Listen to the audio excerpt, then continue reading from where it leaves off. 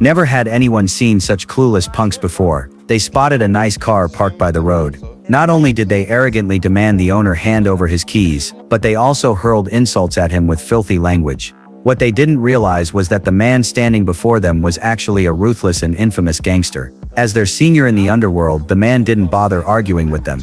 He simply treated them as a few naive kids and decided to toss them some cash to make them leave. But just as he handed over the money, they suddenly set their sights on his watch. Seeing how ungrateful and reckless they were, the man's patience finally ran out. In the next second, he pulled out the gun from his waist and made it very clear who was in charge. Just as the punks were about to walk away, a body suddenly fell from the building above. Curious, they all pulled out their phones to record the scene, but they had no idea that their actions had just been noticed by the returning crime boss. Since the body was his doing, he couldn't risk anyone exposing him. He demanded the punks hand over their phones, but instead the group panicked and bolted down the street. To destroy the evidence, the boss had no choice but to chase after them. At that moment, the punks still didn't grasp how serious this was.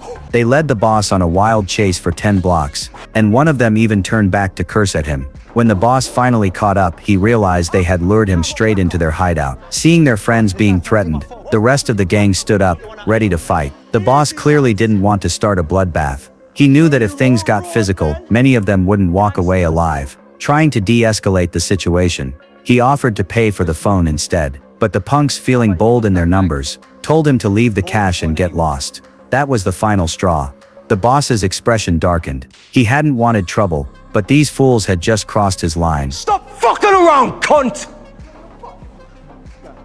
Give me the phone and take the money. Drop the fucking money and run, boy.